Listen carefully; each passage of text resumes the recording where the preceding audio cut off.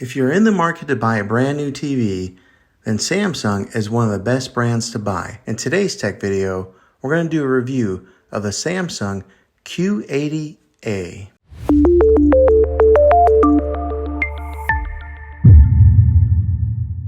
Well, hey guys, Juan here. Thanks for stopping by my channel and checking out this video. This is the 65-inch TV that I just got and I've had for a little bit of time now, and I wanted to give my review on it after owning it and using it and putting it to quite a few hours of use with my kids and my family of watching TV, and to give my feedback and see if this is maybe a TV that you're interested in purchasing, and hopefully you can base that off of some of my opinions on being an honest, normal, average consumer of buying a television.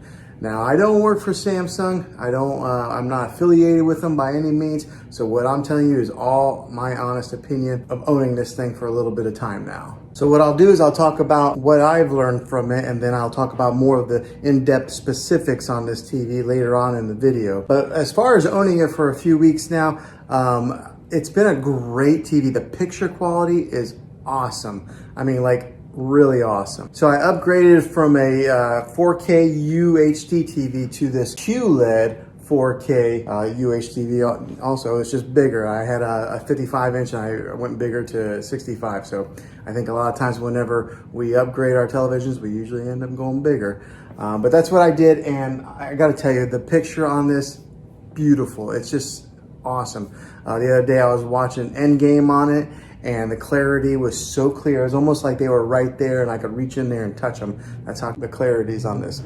So like right now, I've got a background image on here. This is kind of like their screensavers that they have. Samsung has built in a ton of different kinds of screensavers that you can put on there. So instead of just having like a black picture, whenever you're not watching TV, you can have something that's pretty to look at just like this, and it stays on there for quite a long time. Now, one of the main reasons that I went with the QLED when I was shopping around for televisions, because I had it boiled down to two TVs. I was either going to get the Samsung QLED or I was going to get the LG OLED display, because I think that's what TVs are going to be going to in the future. So I wanted to make sure that I buy a TV that's going to last a while and it's going to be kind of future proof, because how often do you buy TVs for your main living room? Is, every so many years. So I wanted to make sure that I got one that's going to last a while and it's going to be something that's going to be, a good TV for years to come. But the reason that I went with this one, the QLED, was because when it comes to OLED and QLED, if you are in a room that has a lot of natural light, like for this room, for example, I've got a lot of windows over here. There's a couple windows over here. There's a glare that'll be on the TV. The Samsung QLED is better when it comes to glares on a TV than they are with OLED. So that was one of the big reasons that I went with this TV. Also, I am a fan of Samsung. I've had a few TVs of theirs, and they've always lasted a long time, versus somebody who maybe had a Vizio or something like that. I had a buddy who had a Vizio and it lasted like a year and it broke on him. My Samsungs have always lasted quite a long time. So they're a trusted brand. They're at the top, they're right there with Sony and LG. And so buying a Samsung QLED was something that I was pretty confident in it lasting for years to come. Now, let me talk about some of the specifics of actually using this thing for a little while.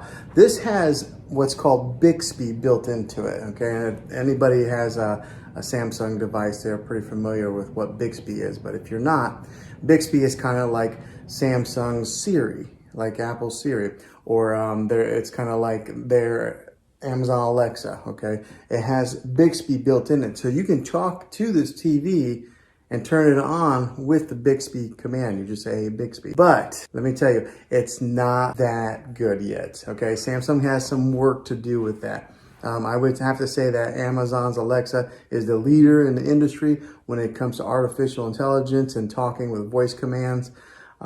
Siri works pretty good on my phone. Maybe not as good as Alexa, but these guys are last in line. I don't know, for some reason it doesn't understand my voice very well. I sometimes gotta yell it. It does have that capability to have that voice command in your TV. So talk about living in the future. We're like in the Jetsons age, or Back to the Future too, if you're a fan of those movies like I am. Now, the other thing that I experienced that was kind of a con is that there was a time that I turned off the TV completely, and I was in the kitchen area and I was kind of cleaning, and then all of a sudden the TV just came back on. How creepy is that? But I'm sure it was because of that Bixby built in there that it turned it on. So it's almost like having poltergeist TV inside your house. So that was kind of weird. It's only done that twice to me. In the middle of the night, the TV came on one time. So in the good length of time that we've owned this TV, that's happened. So that's the con on it. But the pros outweigh the cons on this TV. It is such a great TV. The clarity, the picture on it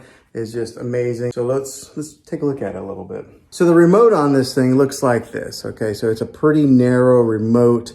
There's not a whole lot of buttons on there, so it's not real daunting. Sometimes you can get a remote that's got so many different buttons on there that you don't really know what to do with, but this is what the remote looks like, and it's kind of shaped like that. So it's almost a little bit narrow to lose into your couch or your recliner, but just keep an eye on this bad boy. Now, the great thing with this, it is a smart TV, so it does have its own smart capabilities that are built right into the TV. You don't have to go out and buy an external stick to put in there, another like a Roku device or a Fire Stick or anything like that. Samsung has their own smart technology built into the TV. So when you hit the home button, just like this, it brings up all the different options of apps that you can download on there. And with this being one of the newest TVs out in the market, one of the best TVs out in the market, it's got every app that you can pretty much think of. So it's got even Apple TV, which sometimes it's not available on all TVs, but this has Apple TV. It's got your Disney Plus, your Hulu, your Netflix, which are built in. And then also on the remote, it's actually got Netflix right here. It's got Prime Video and Hulu as quick shortcuts that you can press, and it'll automatically launch those apps. And along with having all the different apps that you can download, it does have its own like TV platform. So we'll go right here, this little icon. So right there's Disney Plus, Spectrum. That little icon there is kind of like their own built-in platform, and it's got free movies on there also. It's got movies that you can buy. I haven't used it too much because I've always just used our Netflix or our Disney Plus, but it does have that capability in case you buy it and you don't have a subscription to Netflix, Hulu, or any of the other ones. You can watch free movies on their built-in platform. And like I mentioned previously in the video, it's got its ambient mode, so it's got all these different options to select different screensavers on there. So we'll go to the ambient mode screen on this right now. Okay, so it's loading, and then on here on the bottom, it's got different kinds of features. It's got like My Album, so maybe if you wanted to upload your own pictures to the Samsung platform, you could have your own pictures displayed on here. It's got like artwork. It's got like different kinds of contemporary type of artwork. So it's got so many different features on there. But I kind of like the landscape view, so I've kept that on there for a little while. Every once in a while, I'll change it up. And if you are in the whole smart things platform with the Samsung, it is built right into this TV to where you can control some of your other devices that are in that smart things hub. So that's kind of a neat little feature that you're able to access it right here on your remote through there. So another way is you could always just dive into your phone, download the Smart Things app, and do it that way also. So it gives you so many different ways of being able to access your content, and they do it very easily. All right, so for example, right here, this is Endgame. I wish you guys could really see the clarity of this screen here. It's kind of hard to tell from recording on it like this, but it's got excellent quality, and the sound is pretty good for just being the built-in speakers on a TV. I know a lot of people will get sound bars to put at the bottom of their TV or mount them. It has pretty good sound for just being the standalone speakers that are built in. Another great feature with this TV is the bezel that goes all the way around the TV right here. It's really thin, so most of what you see is just screen. There's not a whole lot of plastic that you see along the edges. Now this is a 65-inch TV. That's what it's advertised at, but I want to put a tape measure on it so that way you guys can see exactly what the exact measurement is of screen real estate that you get. So whenever they say the inches of a TV, you always measure from angle to angle like that. You don't measure across or down. So we're gonna put a tape measure on this and see what it measures out to be. All right, so got a tape measure here. Let's measure it. Okay, so the actual measurement comes to be about 65 3/8. So that's they actually give you 3/8 of an inch extra. So that's pretty good. That's what that measures, the actual measurement of screen real estate on this TV. Now, so that's some of the specifics of being an honest user. Probably a lot of people who are going to watch this video are not really ones that need to dive so much into the technical part of the television. They just want to know some of the main user specifics. So that's what I've experienced so far. All right, so hopefully this helped you out in deciding if this was the TV for you. If it is, make sure you throw a thumbs up on this video if you enjoyed it, and go ahead and subscribe to my channel now. That way you can see all the tech videos that I'm making here in the next year to come, and I'd love to have you back in the next one as a subscriber. So thanks for watching this video, guys, and as always, be creative.